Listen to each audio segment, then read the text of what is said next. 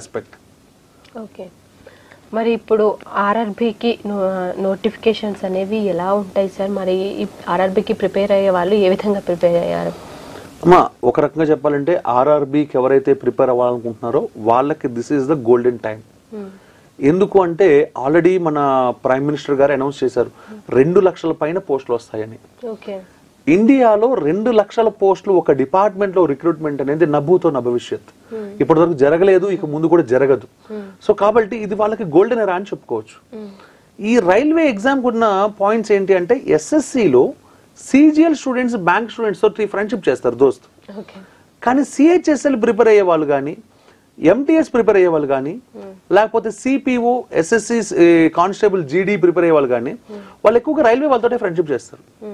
So ఎందుకంటే వీళ్ళిద్దరికి కూడా సిమిలారిటీస్ ఉంటాయి. ఏంటి అంటే సో వీళ్ళకి జిఎస్ కంపల్సరీగా ఉంటుంది. అంటే history, geography, polity, economy, current affairs, science and technology, physics, chemistry, botany, zoology, వీటితో పాటు అర్థమెటిక్, రీజనింగ్ ఉంటాయి. అర్థమెటిక్లో మళ్ళీ ఖచ్చితంగా అర్థమెటిక్తో పాటు ప్యూర్ మ్యాథ్స్ ఉంటుంది. కానీ ఇక్కడ అడ్వాంటేజ్ ఏంటి అంటే 90% ఆఫ్ ద రైల్వే క్వశ్చన్స్ చాలా ఈజీగా ఉంటాయి. రీజనింగ్లో కూడా 90% ఆఫ్ ద రైల్వే క్వశ్చన్స్ ఈజీగా ఉంటాయి. సో ఇక్కడ జనరల్గా వాళ్ళకి 60% నుంచి 65% వరకు జనరల్గా వెయిటేజ్ ఈ అర్థమెటిక్, రీజనింగ్ నుంచి వస్తాయి. ఈ రెండు ఈజీగా ఉంటాయి. సో వాళ్ళు సిజిఎల్ ఆస్పిరెంట్స్ తోటి ఎక్కడ డిఫర్ అవుతారు అంటే ఈ physics, chemistry, botany, zoology, science and technology ప్రిపరేషన్లో సిజిఎల్ కన్నా ఒక లెవెల్ ఎక్కువ ఉంటుంది రైల్వేకి. So history, geography, polity, economy CGL లెవెల్లోనే ఉంటాయి. సో కాబట్టి ఈ లెవెల్లో ప్రిపరేషన్ చేయడం వాళ్ళకి బాగా హెల్ప్ అవుతుంది.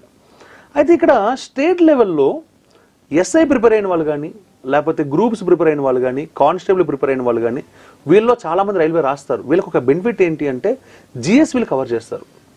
స్టేట్ లెవెల్ రాసే వాళ్ళు సెంట్రల్ లెవెల్లో కావాల్సిన జిఎస్తో పాటు state specific economy, state specific geography ఇవి కూడా చదువుంటారు. కానీ రైల్వేకి అవి అవసరం లేదు పెద్దగా. అంటే వెరసి వీళ్ళ ప్రిపరేషన్లో 3/4 పార్ట్ ఆల్రెడీ ఎస్ఐ, కానిస్టేబుల్ లాంటి గ్రూప్స్ ప్రిపేర్ అయిన వాళ్ళకి కవర్ అయిపోతుంది. కాబట్టి ఎక్కువ మంది స్టూడెంట్స్ రైల్వే నోటిఫికేషన్ పడింది అనగానే నాకు అంత వచ్చా అని ఆలోచించరు, అప్లై చేసేస్తారు ఫస్ట్. ఎందుకంటే బ్యాంక్ ఎగ్జామ్ వల్ల అర్థమెటిక్, రీజనింగ్ చాలా ఈజీగా రాసేస్తారు. అక్కడ 60 to 65% వెయిటేజ్ అయిపోతుంది. ఇక జిఎస్ అంటే వాళ్ళు అప్పుడు ప్రిపేర్ అయ్యే బ్యాంకులో ప్రిపేర్ అయ్యే current affairs, financial awareness, computer awareness దీంట్లో కూడా వస్తాయి. అంటే ఇంతవరకు తీసుకుంటే they completed already 70% of preparation bank aspirants. So ఇక మిగిలింది 30%. అంటే నోటిఫికేషన్ రిలీజ్ అయిన తర్వాత ఆ 30% ప్రిపేర్ అయినా కూడా వాళ్ళు జాబ్ అయితే తెచ్చేసుకుంటారు. ఇది దానికి advantage. At the same time CGL prepare అయిన ఆస్పిరెంట్స్ కూడా దానికి బ్రదర్స్ లానే ఉంటారు. కాబట్టి వాళ్ళు కూడా ఇమీడియట్గా దీని వైపు వచ్చేస్తారు. అందుకనే ఏ ఎగ్జామ్ రాసే వాళ్ళైనా రైల్వే నోటిఫికేషన్ పడింది అనే విషయం తెలిస్తే వాళ్ళు ఫస్ట్ అప్లై చేసేస్తారు. అప్లై చేసి ఎగ్జామ్ రాయడం మొదలు పెట్టేస్తారు. అందుకనే రైల్వేకి ఉన్నంత కాంపిటీషన్ ఇండియాలో ఏ ఎగ్జామ్కి ఉండదు. మనకి ఇండియాలో టఫెస్ట్ కాంపిటీషన్ ఉన్న రెండు ఎగ్జామ్స్ అంటే ఒకటి రైల్వే చెప్పుకోవాలి, 2 బ్యాంక్ చెప్పుకోవాలి. ఈ రెండింటికి ఒక పోస్ట్కి 1000 మెంబర్స్ కన్నా ఎక్కువ మంది కాంపిటీషన్లో నిలబెడతారు. మిగిలిన ఏ పోస్ట్ కన్నా 100 నుంచి మాక్సిమం 300-400 మంది మాత్రమే ఉంటారు ఒక పోస్ట్కి.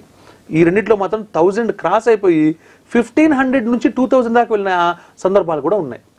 కానీ 2 lakh పోస్ట్ కాబట్టి ఈసారి మాత్రం అంత కాంపిటీషన్ ఉండదు.